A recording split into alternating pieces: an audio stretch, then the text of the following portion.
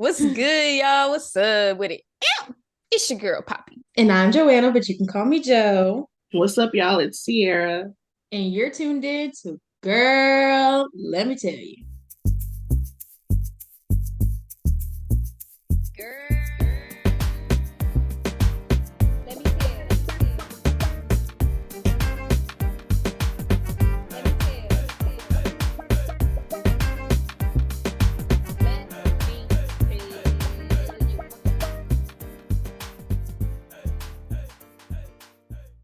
So I want to know for our question of the day, how would you define a boss and what being a boss is? Sierra, you start. Okay. So for me, a boss lady, a boss is just a woman that can handle her own in all categories. So, as far as like personality, like she's just nice, she's kind, she carries herself well. In finances, she has some smarts about that. She know how to carry the finances, in work, she's confident, she can speak up, she just handles her own in like all categories, even when it comes to like motherhood and being a sister, a friend.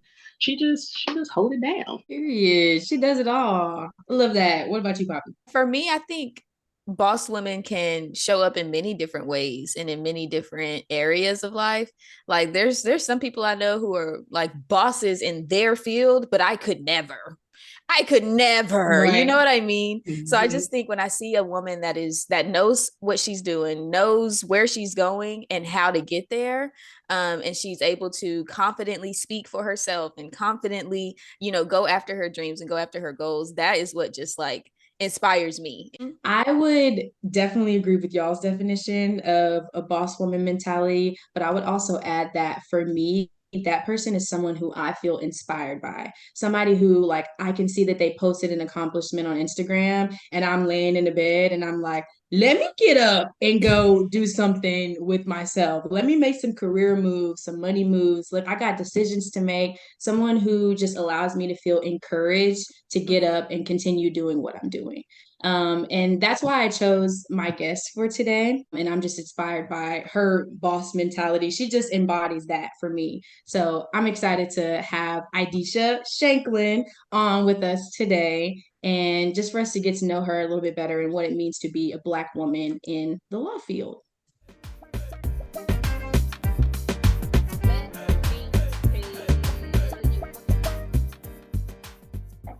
Hi everyone. My name is Ideisha Shanklin. I grew up in the Oak Cliff area. I went to undergrad, which is where I met Joanna at UNT Denton, where I pursued a degree in political science. I had plans on going to law school, couldn't get in the first time, so I had to take a year off. I worked for a statewide campaign here, helping someone run for U.S. Senate.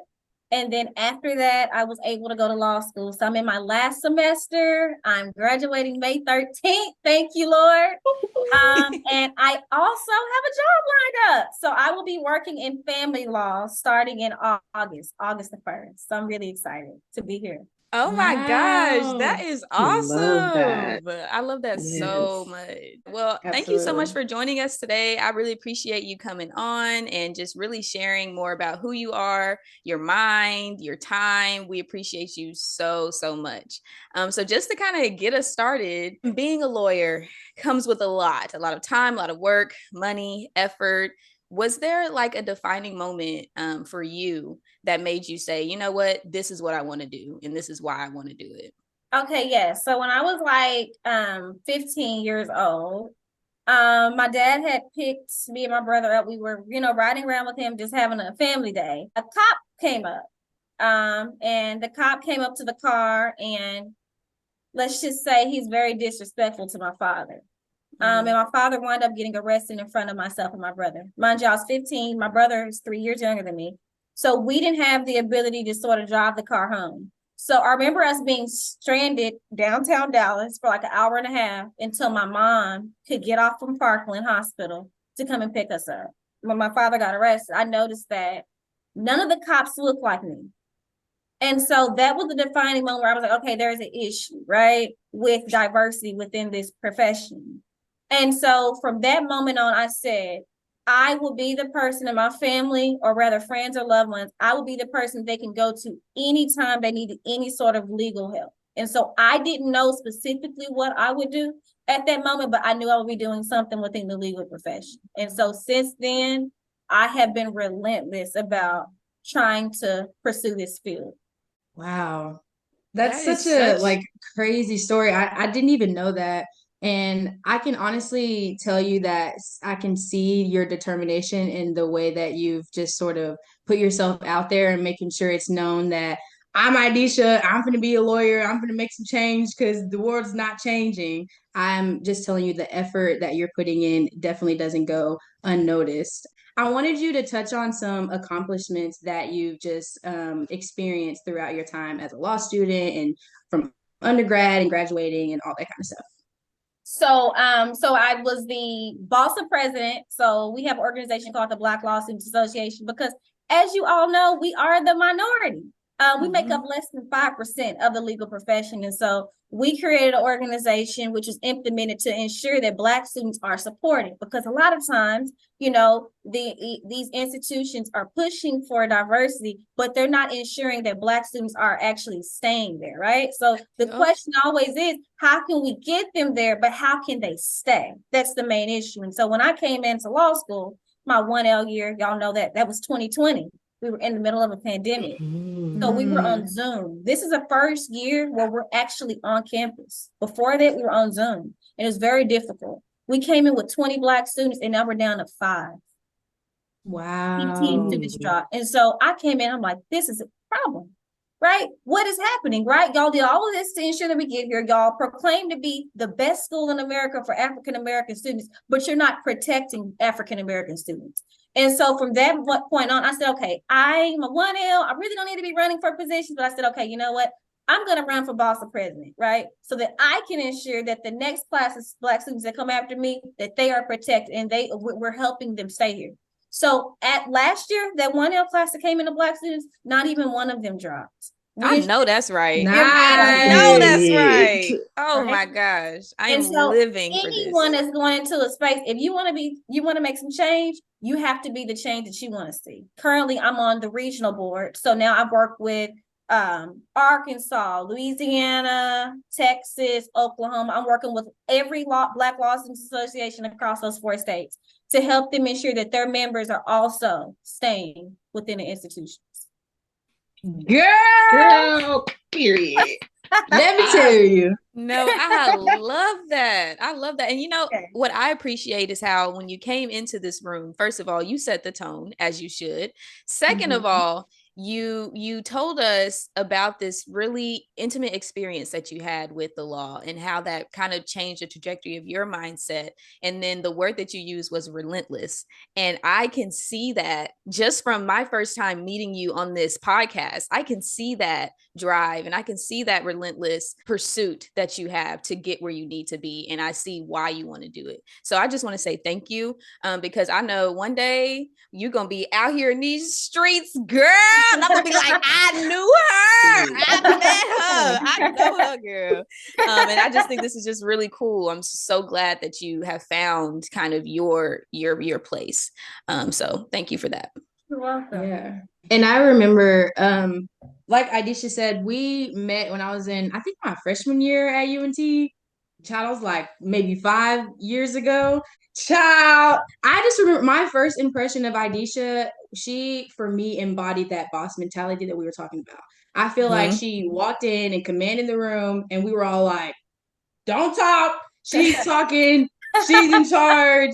And I just remember being like, that is someone who I can look up to, someone who inspires me to have that mentality as well. So I admire your confidence and just the way that you're speaking on the Zoom. I'm like, girl, I'm ready to go take over the world just from hearing you talk and all these accomplishments that you've made. Thank you.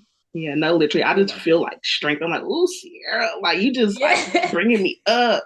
And I love that. And so I did want to ask you, so in your pursuit and being confident and being a leader and being a boss, like what tips would you give people who face hard times or who is met with a difficulty? How do you keep going? So I have one tattoo on me. It'll be the only tattoo I have, and it says faith, right? So I truly believe the same statement that you have to walk by faith, but not by sight. This journey for me has been difficult. I've lost both of my grandmothers along this journey. My father is currently retired because he has neurological issues. You know what I mean? So there's a lot of things going at home. But what keeps me grounded is the fact that I know that those who love me want to, you know what I mean, ensure that I am all that I can be. So that's the reason why I give 110%, because I do have a lot of people that depend on me. So the piece of advice that I would give people is to have faith. And then a side note, aside from that, as Black women also, when you are maneuvering into spaces where you are the minority, right? Just always remember that you are enough. But sometimes it can be difficult to walk into spaces and feel like you belong. So always tell yourself, I am enough. I do belong here, right? God put me here for a reason. You know what I mean? I'm going to give my best. And even if no one in this environment likes me, I'm going to walk away knowing that I gave everything that I could give to be in this space. So just like always remember that. Know that you belong. I wanted to ask on the lines of just knowing your worth and knowing that God put you on the earth for a purpose. You mentioned that you had to reapply for law school a second time. So did you have that same mindset, and was that the same thing that motivated you to reapply that second go round? Honestly, when I got knocked out of those schools, I'm just like, in my mindset, like, forget them. Like, y'all, like, you know what I mean? I'm bringing all of this to the table and y'all can't acknowledge that. So I was very angry at first, and I found out I didn't get accepted.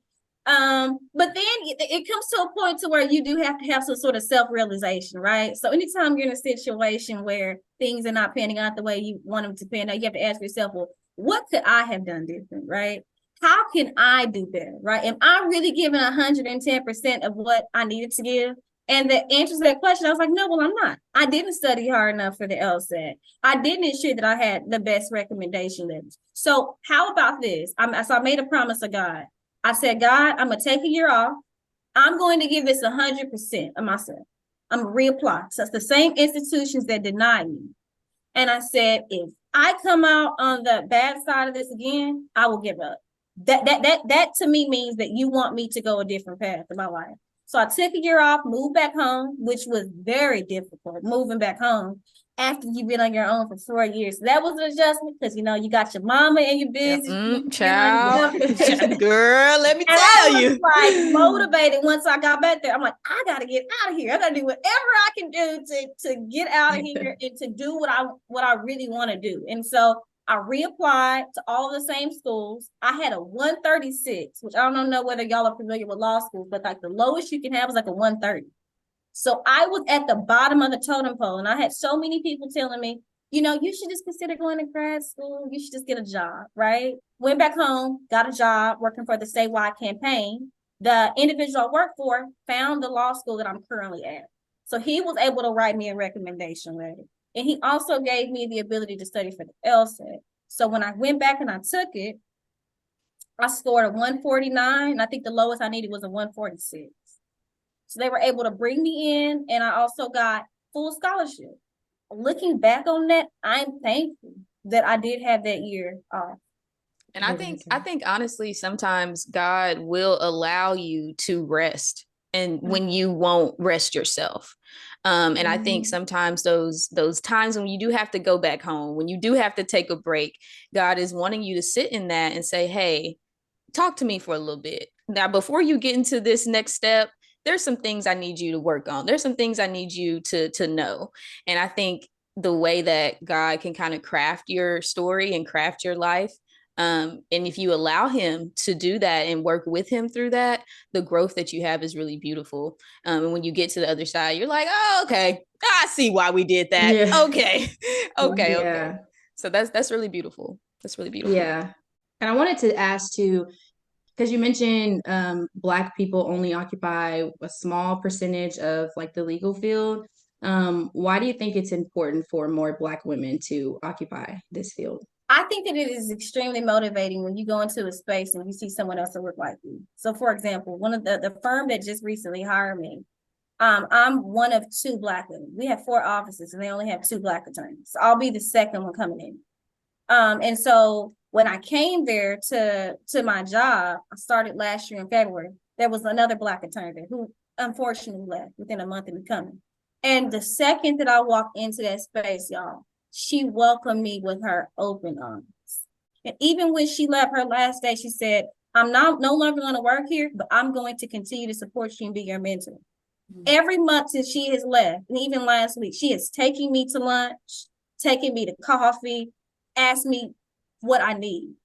And that is the reason why it's important to have someone that looks like you in this space, because certain things that I deal with as an African-American woman, my white counterparts, they may be able to empathize with me, but they will never be able to completely understand what it's like to be me. You know what I mean? And that is the reason why diversity is so very important. And to be quite honest, they really don't want us in these spaces, right? Which is the reason why they didn't want us to read and write. They don't want us to be educated. And that's the reason why they're all taking away what? The Black History Month stuff from all of the textbooks, right? Because girl, you better speak it. You better speak it. They can take away our knowledge, man. They can do a lot of destruction. You know what I mean? And so I'm going to continue to use my platform to ensure that I'm helping Black students continue to enter into these spaces, no matter what they're trying to do. And so that's the responsibility that I have. We were just talking about that too on our first episode that we recorded, just about Black History Month and why it's important to understand there's just the history of our people and so much that we've contributed to this nation. So I'm glad that you mentioned that. That's why we're all like, yeah. Yeah, because we literally just talked about it on episode 1. Yes. Yes, for sure. That's beautiful. Okay, so as y'all know, it is Women's History Month. So it's all about us and celebrating our accomplishments and just reflecting on those that came before us and just acknowledging why it's important to understand all the doors that they've opened for us. And I just want to talk about those women who inspire us. So my question for you ladies is, who is someone that you admire, that you look up to, whether it be in the media, in your own specific career, just in your community, whatever the case may be? I think just in general, I gain so much inspiration from so many different people. Y'all know I have my hand in so many different buckets. I'm just like, oh, I love them. I love them. I love them. I love them. But I think today I'm going to give my flowers to Serena Williams. I never played tennis a day in my life. Never will play tennis, but watching her as a child when she and her sister were just like killing it in tennis, and like my mom would be like, sit on the couch, we finna watch tennis. And I said, let's watch it. Like, what do you mean? And just growing up and watching her just break so many barriers and so many walls within that sport and within that realm, to see her now as an adult play her last match, like, y'all, I was crying. I was bawling, like literally bawling. And I just think she's just amazing, and I love her so much. And I think that she's just done so much work for the field, for women in sports, for women in general. She's always just been an inspiration for me. So for me, I would have to say Priscilla Shirer. She is a pastor, motivational speaker. Like, she talks about Jesus and everything. She's a wife, a mother. She's just like a kind woman, and she's just like so soft at the same time. So she kind of reminds me a lot of myself and also my aspirations. So it's just like to see someone doing kind of like, not what I don't want to be a pastor. I don't want to be on the stage. Like, I tell you about Jesus, but I ain't trying to be on the stage. She said, I ain't trying to be on stage. No. Trying to be on the stage. Don't pass me a mic, but I got you. But just to see her, and she's soft-spoken, but has so much authority and just humble. And it's just like, oh my goodness. Like, I went to a conference last February, and I saw her, and I don't fangirl, but she had you was fangirling. Okay, she knows she was. Girl, I was losing my mind. Yeah. So I would just say Priscilla Shirer for sure. Beautiful soul. The woman that inspires me the most is Sarah Jakes Roberts. She is just absolutely amazing. She's a speaker, she's a pastor, a wife. She hosts her women's conference. And she actually wrote a book, which I'm still in the process of reading because I'm not a reader, but we're going to get that done.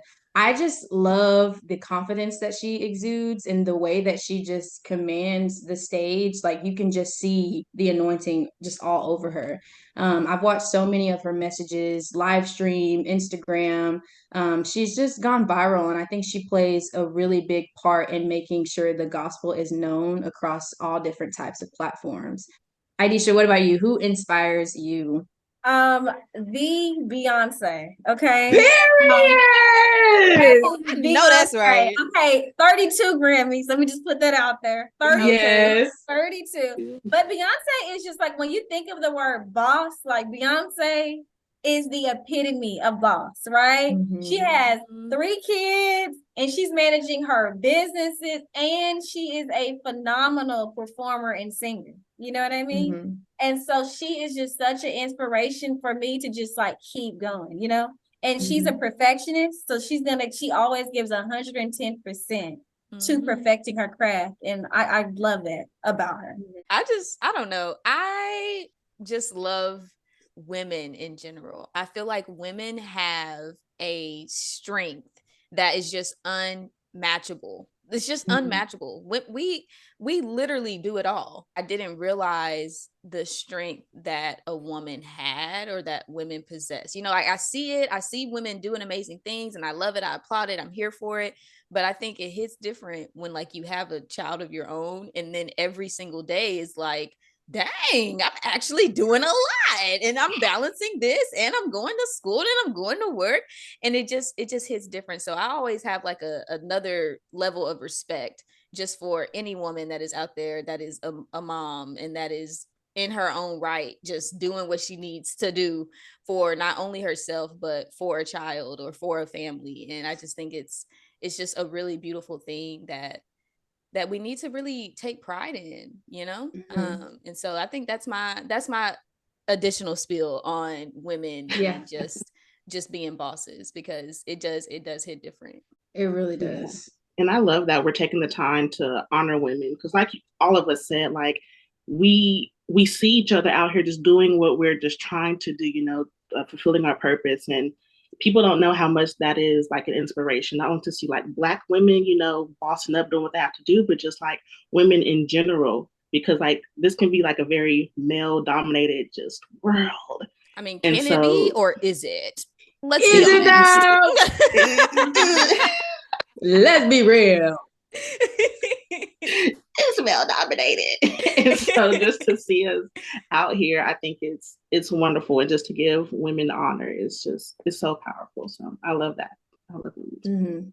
It is. And I think like it, even though it's really good to see, I feel like there's always like an expectation of, okay, since you're a woman, you can do all these things. Like you got to be strong all the time, and you have to put on Mm-hmm. that face all the time. And I'm sure we all have moments when we've gotten to a place where it's like, I just don't feel like being strong today. I just want to be a little sad. I just want to be, to myself, and I want to have my moment. And I think that that's okay. So my question to y'all, because I always have questions, is when you get to those moments where you don't really feel like being the strong woman or the strong friend or whatever the case may be, what gets you out of that and how do you overcome that? So the one thing about me, which people don't know, I'm a Cancer. Okay. So Me too, girl. I'm gonna cry it out, and I'm not afraid to cry it out. I'm not afraid to express how I feel, and I'm also not afraid to set boundaries or rather communicate with my friends. So that was something that my parents taught me very early on. My dad always says, communication rules a nation. Communication rules a nation. Closed mouths underfed. Those are different things that we acquire. And so I am not afraid to express to someone, even my boyfriend, hey, right now, I love you. I know we ain't talked all day, but I just need a day to myself. Or hey sis, like, I've been putting together the last few brunches. Y'all gonna have to send them to the plate because I'm pouring too much into a cup that y'all are not fueling me, pouring back into me. So you have to Mhm. communicate. And then also, as a Black woman, sometimes we go, go, go, go, go, go, go, because once again, we go into these marginalized spaces where we have to give 110%. We have to give more than the person next to us. And sometimes we get burned out quick and we don't give ourselves time to just rest, or you know what I mean, and take a step back. So like every month, like every 2 weeks, I'll go to like the spa or go get my nails done or get my hair done. I'm gonna do something to pour into myself, right? Mhm. Because if if you are not here, guess what? The job is still going to be open. The job is still going to be open with or without you being there. So you really have to learn how to communicate, and you have to give yourself time to just relax and be with yourself. Mm-hmm. That's good. And I'm a Cancer too, girl, so I don't got no problem with crying. I'm gonna let you know I'm emotional today. And this is how I'm feeling. I feel like I'm an introvert with extroverted tendencies. So I tend to just put myself into a lot of things, and then I have to go back and say, how is Joanna doing? Okay, let me check in with myself. I think that that's super important. I have no problem saying no. And we talked about that on the episode too, like managing that and, just trying to be about your own business, but still supporting other people. Me, Another I'm day. on the spectrum where I'm just going to say no. Poppy, can you? No. Poppy, will you? No. Hey, can you I stay will late not. and do? No, I cannot. Like I will just say no. So I'm learning and I'm navigating that space. But I think just as a Black woman in general, when you are working in as a minority in your field, it can be draining. And so I am working on not always being everywhere and knowing like it's okay if I miss this one event, or it's okay if I don't be here. I'm not necessarily needed in that space. And so I just think it's managing the time and knowing when you are getting to that point of maybe a burnout, or when you are getting to that point of like, I'm getting really tired, and instead of letting yourself get there, knowing kind of your stressors and knowing, okay, I'm getting a little anxious, I'm getting a little stressed out, I think it's because I need a break, instead of getting all the way to the burnout and then you're just like, I have nothing to give. Because I never want to be at a place where I have nothing to give. I always want to be at a place where if I can't have my cup filled by others, that I'm at a place mentally and physically where I can fill my own cup and allow God to fill that cup for me. So I think it's just really managing and knowing yourself and knowing what your limitations are. For sure. And I love hearing that from you all, because like with Poppy, like I'm working on saying no. Like with Joanna, like I'm working on expressing my feelings without like sounding mean, being aware of like their sensitivity level. And then like with Idesha, like with self-care and getting your nails done, like I'm working on self-control, because I was getting my nails done and I'd be like, do these toes too. I'm like, I need some more hair product. I'm like, I'm hungry now. Like, I have no self-control. I'll just spend all the money. And so, but I love, what you all are saying. And so for me, I'm someone who's just like, team, take a day off, team, turn off your phone, do not disturb. So that's kind of what She I do very right much now. is. Very much is. Very much so. I'll be trying. I'll be like, oh, so yeah, there's people out there, turn your phone on. She'll just disappear. And I'll be like, we still hello. exist. We've got to prep for an episode. And your phone's off. That's your self-care. Disconnecting sometimes and saying, you know what, I need some time for myself. That's your way of withdrawing from everything. But I think that also speaks to the whole boss mentality that we were talking about earlier, though. Like, yes, boss women go, go, go, and they're good at what they do and they just kind of own their field. But do you have the ability to, like Idesha did, like take a step back, self-reflect, and take some time off and do what you need to do, and then come back even stronger? I think that speaks for me even more volumes to your ability to be a boss in your own right. So that's good. Good points. Good points that we're making. And let's get into this gig real quick. One thing that I also want to point out about Women's History Month and Black History Month is that they both actually started off as just a week of appreciation. Just a week. They was like, you know what, we'll give you a week. They were like, women, yeah, y'all do a lot. We'll give you a week. But it wasn't until for Women's History Month specifically in the early 1980s before Congress was like, actually, no, Women's History Month, they deserve a month because they have done so many beautiful, hardworking things for our nation, for our country, for women in general. And so it actually didn't become a month until like, I think 1987, late 80s. We're going to say late 80s. But it took an entire like 10-year gap basically for it to go from a week of celebration, acknowledging it just in general, to actually becoming a full out Women's History Month. And I just think it's just a testament again to, I hate to say it, but marginalized groups, because women, we can sometimes be marginalized. We can be the minority in different fields and things like that. And so I just think it goes to show a lot just in general of, it's not just a race thing. It's not just an ethnicity thing. Sometimes it's a gender thing. And I think we know that, but I think it's interesting to know the history of Women's History Month and be like, dang, like we really are on a come up. Nah, for real. They tried to We out give us a here. cute little week, and then they realized we're just too sickening. So they said, baby, we need to give them a whole month. And might I say, this is my opinion, but when women show up and come into these male dominated spaces, all of the spaces, I feel like we just do it better. I just think we just have ability we just show up and we just do it better. Perfect example, Serena Williams. She can beat any man on a tennis court, ain't nobody touching her. Easy. That's all I have to say. We just make everything better. Period. It's just lit being a woman. One thing I also want to add to that I've noticed just in like the higher education sector is they're appointing more women presidents of universities. And from my own just outside eyes looking in, when a woman becomes a president of a university, it just kind of works a little bit better. She's more involved. She's in the community. She's talking to the students. People actually know who the president of the university is 9 times out of 10 if it's a woman. When it's dominated by a man, you might see him walking into the office building. He might show up for an event.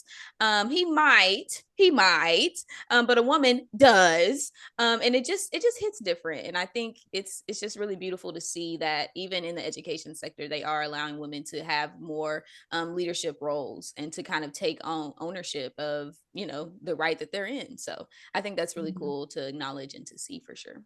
Okay, y'all. So, that was a wonderful topic on women's history and just honoring women and telling our journeys and stories. And we love it. We love it. But, before the ending of every episode, we got to have a game. So we are doing game time. That's what it's time for. So today's topic is talk legal to me.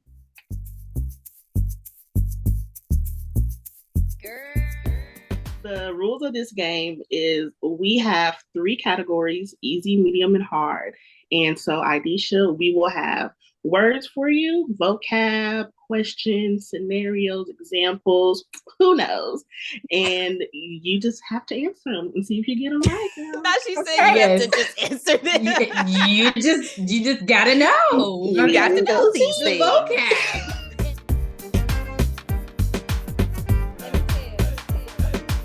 So the first one is a broad term that refers to the process of settling any dispute in court. I don't know. There's a lot of different terms. See, we don't know what we're doing. There's various ways you can settle a case. So settlement agreement, mediation agreement, final trial, dispute resolution. I mean, that's a few. She already done won the game, in my opinion. Right.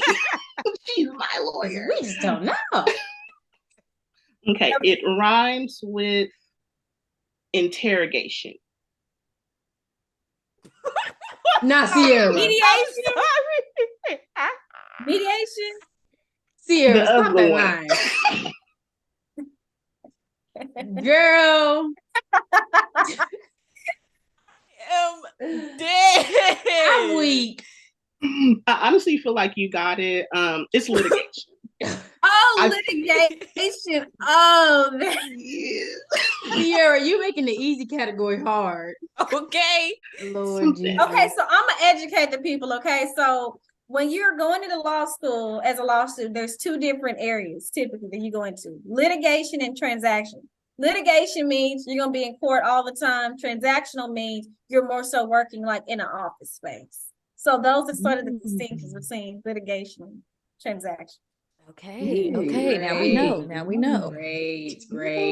Medium category, supposedly. These are just words at this point. We ain't got no categories. All right. If I am a gunner, what am I? If I am a gunner. Oh, wow. in class, like within a class setting, Mm-hmm. a know-it-all, and you don't know nothing. That's what we call gutters. Yep. You're know-it-all and you know nothing. Hey, the first one to answer questions, but we failing all the exams. I'm Yep. weak. Loud That and is the wrong. definition of a gunner. Loud She and got that wrong. one easy. Easy. Okay, That's my funny. next question is, what does pro bono mean? So basically, when you bring in cases pro bono, that means you're bringing in them for free. You're not being paid. You're not being billed. You're not receiving any compensation for it. You're just doing it pro bono without paying for anything like that. Okay. So under what circumstances, little side tangent, teaching moment, under what circumstances would you do that? Is that the lawyer's decision or because their client isn't able to pay? Yeah, so the lawyer can do that. And also we have an organization we have a pro bono organization here that specifically allows attorneys to bring in pro bono cases. So like right now, I'm working on a pro bono case, basically helping individuals that have life sentences or death penalty sentences, helping them try to get those appealed. So I'm not being compensated for it, paid, or anything like that. It's just something that you sort of do out of the kindness of your heart if you have extra time. So you can do family law, criminal law. We've been getting a lot of landlord tenant stuff because y'all, things are very expensive right now. So we've been having a lot of that. So cool. anything. Oh, I love that. Okay, Yeah. pro bono. Love Nice. that. Free 99. We love a free Love that. experience. Yes, we do. Also, Okay. in Dallas, if you make less than $50,000, you can go to the pro bono organization and they'll bring in your case free of charge. Just a little tidbit there for those that are out there that are making less than 50 grand. We're gonna put that in the episode for our listeners. Yeah. Mm-hmm. Put that out there. Yes. Okay. Is it my turn? Mm-hmm. Yes. Okay. What is habeas corpus? What is a habeas corpus? Okay. Wow. I know this. So basically, if you get like a wrongful conviction, if you've been wrongfully convicted, you will essentially file what's called a habeas corpus. Try to get out of prison or wherever you're situated at. Ding, ding, ding, ding, ding. Because I wrote the definition, so I wouldn't forget it, and that's literally what that means.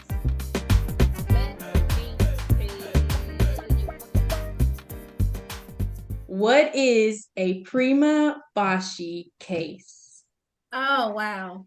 So in a lot of cases, you'll have what you have to establish is burden of intent.